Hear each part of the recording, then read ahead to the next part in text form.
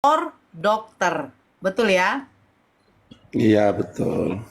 Berarti udah S3 ya? Iya, Spesialis apa Pak Dokter kalau boleh tahu? saya spesialis bedah plastik, Ibu. Oh, bisa saya dibedah nih Pak. Tolonglah, hidung saya dimancungkan ya kan? Iya, terus pipi saya agak diapakan sedikit. Bisa nggak sih Pak? Kira-kira biayanya berapa Pak? Ya, pada umumnya lah sama, Ibu. Itu kira-kira plastiknya pakai kresek ya Pak? Entah gimana? Enggak ya? Enggak, Enggak ya? Ibu. Iya. Enggak, oke. Jadi gini Pak Dokter ini kan Masya Allah udah profesor ya. Doktor loh, S3. Bener ya Pak ya? Sayang. Iya kan Iya, Pak? iya. Tapi Iya. saya S Mambo Pak. Saya S Mambo Ya, yang enggak teng apa-apa, teng Bu. teng teng teng teng. Saya hanya Seribu dengar-dengar, Kak. saya hanya dengar-dengar aja, Bu. Saya dengar-dengar aja, Bu. Iya, Ya. Masya Allah. Ya. Pak Dokter, kenapa masih beragama Kristen Pak Dokter? Ya, itu iman saya, Ibu. Jadi, Karena apa? ya, Landasan keimanan Pak Dokter dari mana? Kita bicara santai aja ya. Seperti saya pasien Bapak, saya ingin saling sharing-sharing. Nggak apa-apa lah ya Pak. Kita kayak berbicara tentang antara pasien dengan dokternya. Jadi Pak Dokter menunjukkan sebuah itikat sebagai seorang dokter ketika pasiennya bertanya. Boleh kan Pak Dokter? Izin. ya silakan, Ibu. Ya, ya. Oke. Landasan keimanan Pak Dokter ini dari mana? Ya, karena saya mengimani bahwa Tuhan saya, yaitu Tuhan yang menjanjikan saya untuk sampai ke surga. Aku adalah jalan kebenaran dan hidup. Betul, Ibu. Ya, oke. Tidak ada yang bisa ke, Bapak, ya. Betul, Jadi Bapak. itu tujuannya ke siapa? ke Bapak, Ibu. Berarti Yesus ini hanyalah seorang perantara. Ya, boleh dikatakan begitu. Ya, karena begini Pak Dokter.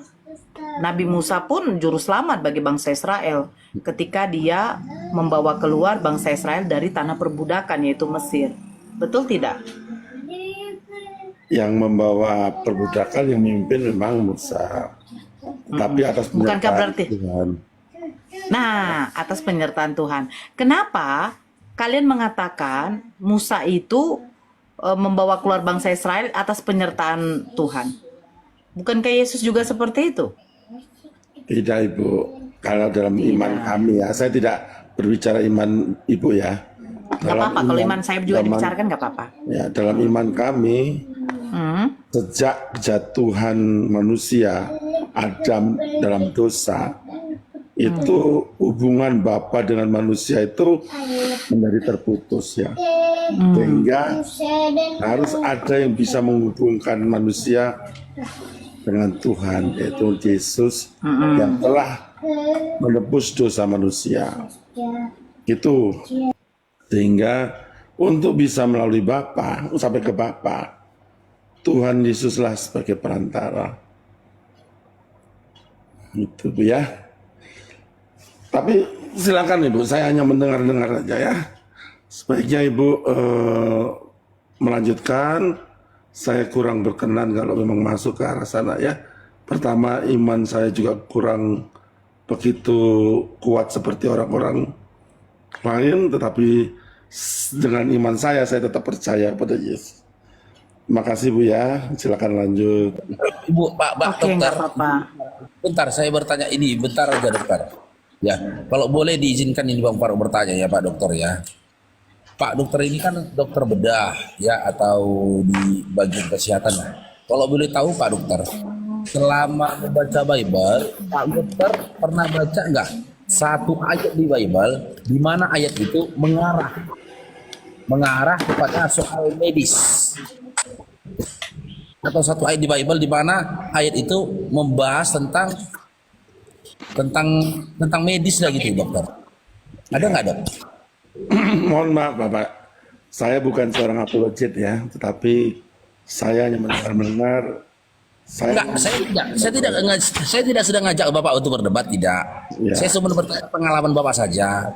Gitu. Pernah nggak Bapak membaca dalam Bible itu satu ayat di mana ayat itu sinkron dengan apa dengan dunia medis yang Bapak jalani gitu loh Pak?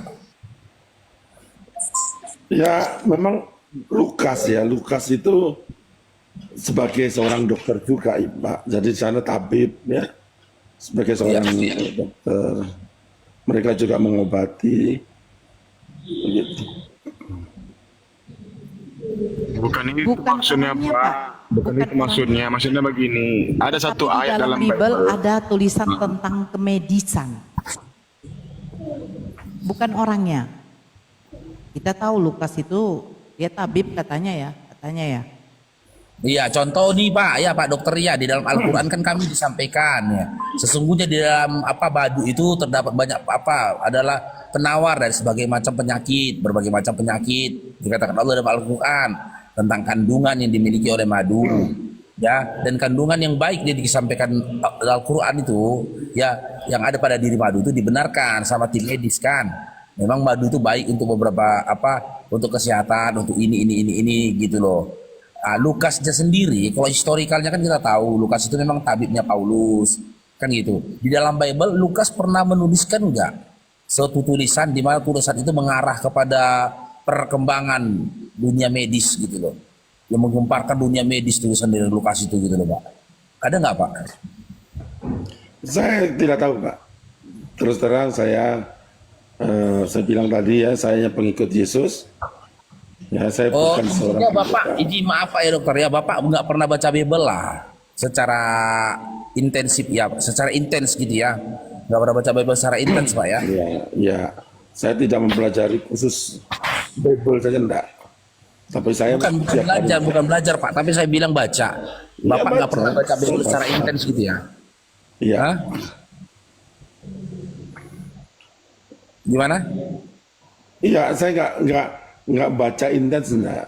Tapi Ya siap. setiap hari saya baca. Hargai itu Pak, kita hargai siap. Nggak apa-apa lah. Nggak apa-apa itu. Kalau memang seperti itu keadaannya. Memang kitab suci Kristen, maaf ya. Kitab suci Kristen ini hanya seperti simbol. Bukan pedoman. Maaf ini Pak Dokter, maaf kalau saya mengatakan ini, saya membicarakan memang apa yang saya rasakan juga dulu waktu kami masih Kristen. Saya itu Faruk juga dulu Kristen. Jadi kewajiban untuk membaca Bible itu sebenarnya memang satu, aturannya itu tidak ada. Karena apa? Bible ini tidak mengatur tentang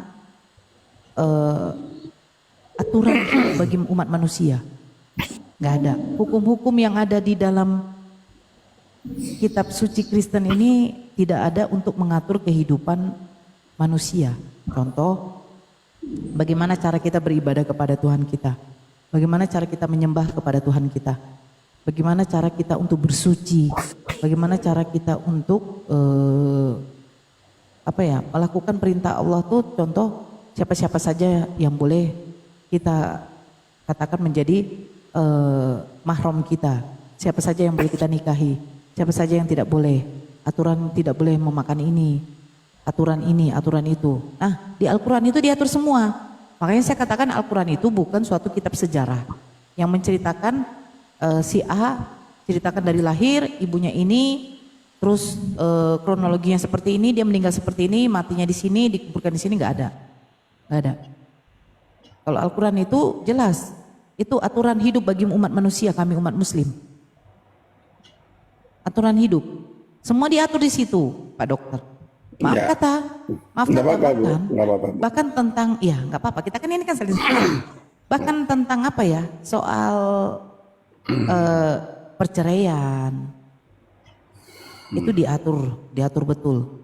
Soal bab haid pun ketika perempuan itu mendapatkan haidnya, bagaimana ketika dia sudah lewat dari ini, semua diatur, tidak bisa tidak diatur. Makanya Islam itu betul-betul agama yang konsisten dengan hidup manusia, Pak Dokter. Ya, puji Tuhan kalau memang begitu, Ibu. Karena memang kita bersama-sama saling menghormati, saya mempunyai keimanan dan yang saya kagumi pada Tuhan Yesus senjatanya itu kasih, Bu. Kami mempunyai kasih, ya, sangat luar biasa. Jadi saya senang Ibu membicarakan agama Ibu, saya hanya mendengarkan, tapi saya juga mengimani agama saya. Begitu, Bu, ya. Bu siapa nih? Bu Nora Aritona. Aritona. Oke. Ya, Bapak saya juga di bagian kesehatan. Ya, Ya. puji Tapi Tuhan. Masya Allah, beliau menggunakan akalnya sehingga menerima kebenaran masuk Islam. Jadi begini sedikit Pak Dokter, ajaran kasih manusia memang diharuskan saling mengasihi sesamanya, saling membantu. Bahkan di Islam pun itu kami itu seperti satu tubuh Pak Dokter. Ketika ada saudara kami, saudari kami mengalami suatu kesusahan, kami itu diwajibkan untuk saling membantu. Kami juga ajaran kasih, gitu. Tapi begini, maksud saya begini, aturan hidup yang kita kerjakan ini kalau tidak berlandaskan dari peraturan Tuhan, ini jadi amburadul. Contoh, maaf, apakah di Kristen ada peraturan tentang pernikahan? Tidak ada. Kalau Di Pak dalam Dokter, Kristen- Pak Dokter cari sendiri Di sebentar. dalam Kristen dikatakan, Ibu, ya, saya bicarakan iman saya. Hanya dikatakan apa yang sudah dipersatukan Tuhan Tuhan tidak bisa tidak boleh dipisahkan diceraikan oleh manusia. manusia. Jadi Pertanyaan apapun saya, itu, makanya kan bagaimana sampai caranya saat Tuhan ini mempersatukan itu, Pak? saya puji Tuhan umur 60 tahun, istri saya satu. Alhamdulillah, bapak Ya. saya juga istrinya cuma satu. Ya, karena kami hanya bisa dipisahkan oleh maut, Ibu. Jadi Sekarang pertanyaan saya Pak Dokter, Kecuali sebentar. dengan zina ya. Bisa kalau zina ya, ada berzina boleh cerai itu. Sekarang pertanyaan saya Pak Dokter, Pak Dokter yang mungkin lebih tinggi ilmunya daripada saya karena Pak Dokter ini udah profesor. Seandainya Pak Ibu- Dokter mempunyai Ibu seorang lebih anak tinggi perempuan, ilmunya dari agama, silakan. Ibu pasti setiap orang Nggak punya apa-apa, Pak kelebihan Dokter. kok. Ibu Ya, masih nggak lebih apa-apa. dari saya. seandainya Pak Dokter mempunyai anak gadis menikah dengan perjalanan pernikahan 10 tahun. Tiba-tiba setelah 10 tahun pernikahannya terjadi suatu masalah yang besar. Anak Pak Dokter ternyata selama 10 tahun itu 5 tahun dia mengalami yang namanya kekerasan KDRT. Puncaknya sampai anaknya Pak Dokter ini akhirnya dibawa ke rumah sakit opname karena divisum di ICU karena memang sudah kritis. Pertanyaan saya, apa solusi dari agama Bapak ketika si istri mendapatkan perlakuan seperti itu dari suaminya? Puji Tuhan di dalam kami melakukan perkawinan itu landasannya kasih. Kami bukan hanya menyatukan antara seorang laki dan perempuan, tetapi disitulah kasih yang berjalan. Jadi dalam hal-hal tertentu dalam keluarga saya yang agama Kristen juga sampai saat ini, puji Tuhan, Seandainya Pak, saya untuk menceritakan seandainya Pak, karena Nah, kami- ini Pak. karena Tidak, kami itu punya dulu, Pak. iman kasih, kami tidak akan berbicara andai-andai, Ibu. Oh. Jadi ya mohon Jadi maaf Bapak ya. meyakinkan bahwa apakah semua Kristen mempunyai iman kasih Pak? Kalau dia Kristen, Kristen itu artinya pengikut Kristus. Kita diciptakan serupa dan segambar dengan Kristus. Saya tidak tanya itu Bapak Jadi Profesor. kalau kita mengatakan kita Kristen, berarti kelakuan, bicara kita, tindak tanduk kita harus sama dengan Kristus. Yang saya tanya solusi Pak. Saya tanya solusi. Nah, kalau solusi kan saya bilang, karena kami tidak mengimani hal yang tersebut, makanya kami tidak pernah mengalami hal-hal tersebut. Kami Saya tanya selalu solusinya Pak. solusi yang maksudnya Ibu Begini apa Pak, yang kalau di Islam Pak, di Islam itu ada tertulis di dalam buku pernikahan itu ketika suami tidak menafkahi istri 3 bulan berturut-turut, istrinya tidak ridho dan membayarkan 10.000, sudah jatuh talak si laki-laki itu 1 walaupun tidak diucapkan. Nah, jadi di Islam ini ada solusi, Pak. Ya, Contoh. silakan Contoh Ibu, begini. nggak apa-apa. Ya, Allah menciptakan saya. Allah menganugerahi saya ini dengan sebuah yang namanya rasa cinta. Ketika saya dianugerahi cinta, berarti Allah menginginkan saya kalau bisa hidup bahagia. Saya pun juga demikian. Tetapi terkadang kita diuji dulu sama Allah. Bagaimana kecintaan kita kepada manusia dan kecintaan kita kepada pencipta kita. Nah sekarang begini. Ketika kita mengalami yang namanya, yang seperti saya katakan, saya punya suami. Itu berarti kan jodoh yang diberikan oleh Allah. Saya menikah dengan dia. Berapa tahun kemudian terjadi yang namanya percekcokan di rumah tangga. Ini ujian dari Allah kan. Terus saya mendapatkan KDRT. Itu bukan sekali, dua kali, bukan setahun, 2 tahun. Bahkan mungkin lebih dari 2, 3 tahun, 4 tahun. Terus saya katakan, apakah saya katakan berarti kamu tidak di dalam kasih? Oh berarti tidak bisa seperti itu. Karena apa? Iblis itu diizinkan oleh Tuhan untuk menggoda manusia. Jangan salah. Adam saja digoda oleh iblis. Jangan salah. Yudas saja digoda oleh iblis. Nah, jangan salah juga. Yesus saja dicoba oleh iblis. Apalagi kita ini manusia. Yesus kan Tuhan. Kenapa bisa digoda oleh iblis? Apalagi kita manusia. Nah, sekarang begini. Kalau di Islam ketika perempuan itu sudah mendapatkan KDRT begini bla bla bla bla. Saya boleh dong menuntut kepada Allah. Saya nuntut kepada Allah, ya Allah. Pasti saya nuntut. Saya ingin hidup tuh yang bahagia. Mendapatkan suami imam yang betul-betul menjadi imam saya kelak nanti di akhirat. Kan begitu. Terus laki-laki ini memang tidak akan bisa menjadi imam saya di dunia. Karena apa? Perlakuan dia yang begitu kasar kepada saya. Terus Islam solusinya apa? Perempuan diperbolehkan untuk meminta cerai kepada suaminya. Itu dinamakan hulu. Solusi ada Pak. Perceraian itu bukan aib. Allah sangat membenci perceraian. Betul. Allah benci. Tetapi Allah lebih benci ketika hambanya ini sudah zolim. Udah zolim ini namanya. Saya punya anak perempuan dibak-buk sama suaminya seenaknya. Saya mungkin begini Pak Dokter. Mungkin selama Bapak menghidupi, membesarkan putri Bapak, mungkin sesentil pun tidak pernah. Tapi ketika anak itu diserahkan kepada seorang laki-laki yang sebenarnya kita ini tidak kenal laki-laki itu. Kita tidak kenal, anak kita yang kenal karena mereka pacaran. Kita berikan anak gadis kita kepada orang itu untuk apa? Untuk dia itu dibuat seperti ratu oleh suaminya. Kan itu keinginan orang tua. Tapi apa yang terjadi? Anak kita mendapatkan perlakuan kasar. Terus kita mengatakan begini, berdoalah nak, mudah-mudahan suamimu itu dijamah oleh Yesus. Berdoalah nak. Tetap kita paksa dia satu rumah.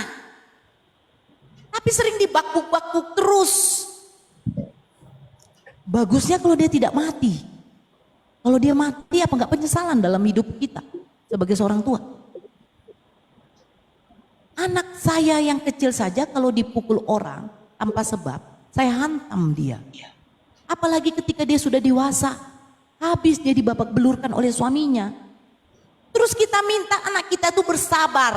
Sabar nak, ini ujian. Sabar nak, ini ujian. Sampai kapan anakmu bisa sabar menahan badannya yang begitu sakit dipukul oleh suaminya? Ditampar, mungkin pendengarannya udah kena. Ditinju matanya, mungkin kornea matanya juga udah kena. Dan akhirnya menyebabkan apa? Cacat. Cacat. Makanya saya ingin sekali Kristen jujur deh. Jujur. Coba bicara sesuai dengan kemanusiaanmu. Kamu seorang orang tua. Kamu memberikan anak gadismu kepada laki-laki ini. Tetapi apa yang dia perlakukan sama anak gadismu? Dulu anak gadismu cantik kau berikan. Lengkap, bagus pakaiannya, kulitnya mulus. Tiba-tiba datang kepadamu dengan keadaan apa? Bonyok, babak belur. Solusinya apa? Saya selalu mendengarkan jawaban dari pihak Kristen ini. Saudara Kristen, kami akan berdoa, meminta kepada Yesus untuk menjamah hatinya si laki-laki ini. Biar dia berubah, hei. Kamu pikir ini hidup seperti maling kundang? Ketika ibunya bersumpah, langsung terjadi laknat Allah kepada si anak itu? Enggak. Anakmu mungkin sudah ICU, nafasnya tinggal satu-satu. Datang kamu kepada dia menangis, baru kau laporkan. Sekarang syukur saja, undang-undang sudah ada KDRT. Dulu belum ada KDRT loh. Nah, itu bagaimana? Makanya saya bilang, kenapa sih Kristen itu kalau diskusi jangan munafik deh. Jangan munafik. Makanya Islam memberikan solusi apa? Perceraian. Cerailah. Saya pribadi, seandainya diperlakukan suami saya seperti itu, saya minta kepada Allah untuk mendapatkan apa? Bahagia. Saya berhak menuntut kepada Allah, saya ingin hidup bahagia. Apa gunanya saya diciptakan oleh Allah? Apa gunanya anugerah cinta yang diberikan oleh Allah? Kalau tahu juga itu tidak saya dapati dari laki-laki ini. Apalagi dia selingkuh. Dia main judi. Dia malas kerja. Jadi menuntut saya yang harus kerja untuk menghidupi anak-anak saya ini. Lebih bagus saya janda. Jelas. Tidak ada kewajiban saya. Untuk apa? Untuk menafkahi anak saya. Gak ada. Perceraian memang dibenci oleh Allah. Tetapi Allah lebih benci lagi ketika orang ini sudah zolim. Suami istri ini udah zolim. Bukankah pernikahan itu adalah ibadah? Di Islam pernikahan itu adalah ibadah. Ibadah Pak Dokter. Maaf kata Pak Dokter ini kan udah dewasa kita ini semua nih. Anak-anak kecil jangan nonton ya, anak-anak kecil ya. Bahkan di Islam saja, suami istri yang ketika melakukan jima itu adalah suatu ibadah. Pahala.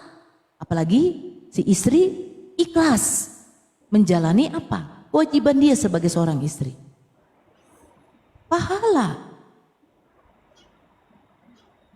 Makanya saya bilang, bagaimana kalau terjadi kepada diri Anda? Tapi jangan kita tepik ya. Di luar sana udah banyak kok KDRT terjadi. Bahkan apa? Suami membakar istrinya. Uzubillah. Ya karena itu. Suaminya tukang judi. Gak dikasih uang judi. Saya kasih tahu Pak Dokter. Terjadi itu. Suaminya judi. Mereka orang berduit. Habis semua. Rumah, tanah. Akhirnya apa? Mereka nyewa rumah. Istrinya lah yang kerja. Karena suaminya asik judi. Terus suaminya nih datang. Minta uang 300.000. Dia mau beli chip katanya. Saya nggak tahu judi apa itu. Tidak dikasih. Istrinya dipukul pakai apa? Pakai tumbukan untuk menumbuk sayur ubi. Andalu. Di mana? Di kepalanya. 20 jahitan. Terus pulang dia ke rumah mamanya. Ya Kristen gak bisa bercerai. Akhirnya mereka pisah rumah selama bertahun-tahun. Si suami telantung begitu, si istri tergantung begitu. Gak bisa dia menikah karena belum ada surat cerai. Makanya saya selalu bilang, cobalah. Apa sih solusi bagi Kristen, dari Kristen ketika mendapatkan ada yang seperti itu? Apalagi di zaman sekarang, zamannya edan. Kalau dikatakan sama Pak Dokter tadi, ya syukur kami itu Bapak. Bersyukur keluarga Bapak dijauhi seperti itu. Tapi ketika Anda melihat ada di depan Anda seperti itu, kira-kira kemanusiaan Anda berkata apa, Pak Dokter? Saya minta dari sisi kemanusiaan. Karena apa? Tidak mungkin Allah menetapkan suatu aturan kepada hambanya tidak mengikuti kemanusiaan. Karena jangan lupa, kemanusiaan yang adil dan beradab. Pancasila aja mengutamakan kemanusiaan. Apa mungkin apa mungkin agama, sebuah kitab suci tidak ada solusi untuk kemanusiaan? Saya tanya, ini memang menyangkut kemanusiaan lah. Iya kan? Apa solusi kemanusiaan dari kitab suci Anda? Kalau Anda mengatakan ajaran kasih, itu bukan kasih lagi. Ketika orang itu, perempuan itu sudah mendapatkan perlakuan yang tidak baik dari suaminya, tetapi agama tidak ada solusinya, dan akhirnya menggantungkan pasangan ini. Dibilang gantung. Akhirnya mereka pisah rumah. Si perempuan pulang ke rumah emaknya, si laki-laki akan di situ saja. Bertahun-tahun hidup seperti itu perempuannya. Jadi solusinya apa, Pak Dokter? Soal kemanusiaan. Saya minta Pak Dokter menjawabnya soal kemanusiaan. Jangan tentang hukum kasih di dalam Bible. Kalau kasih sudah bertentangan dengan kemanusiaan, itu bukan kasih lagi, Pak Dokter. Silakan Pak Dokter. Iya, apa yang Ibu ceritakan itu tentu bisa terjadi di semua agama dan semua orang. Ya. Tetapi tatkala kita berbicara tentang kasih dunia, kita pasti bertentangan dengan kasih bagi Roh Kudus atau yang ada di akhirat. Biar bagaimanapun, kita tidak bisa menuankan dua Tuhan, Mormon dan Tuhan. Dunia pasti bertentangan dengan akhirat, Ibu. Jadi untungnya agama saya, tatkala Yesus naik ke surga, dia meninggalkan Roh Kudus yang selalu memberikan hikmat kepada pemikiran-pemikiran saya. Jadi ya kita harus berhikmat, Ibu, ya. Hikmat itu tidak harus memberikan keadilan dunia, tetapi lebih kepada kita berbicara bagaimana keadilan akhirat. Jadi mohon maaf Ibu, apa yang Ibu ceritakan tadi benar, dan itu bisa terjadi di semua agama. Keadilan dunia ada aturannya sendiri. Hal-hal yang menentang itu sudah diatur oleh aturan-aturan dunia. Begitu Ibu ya. Jadi kalaupun kita melihat di depan memang ada hal-hal yang salah secara hukum dunia, dia pasti akan menerima aturan-aturan itu. Mungkin itu Bu. Terima kasih ya, saya dapat pandangan dari Ibu. Saya hanya mendengar saja. Mudah-mudahan nanti saya menambah pengetahuan saya lah ya. Makasih Bu.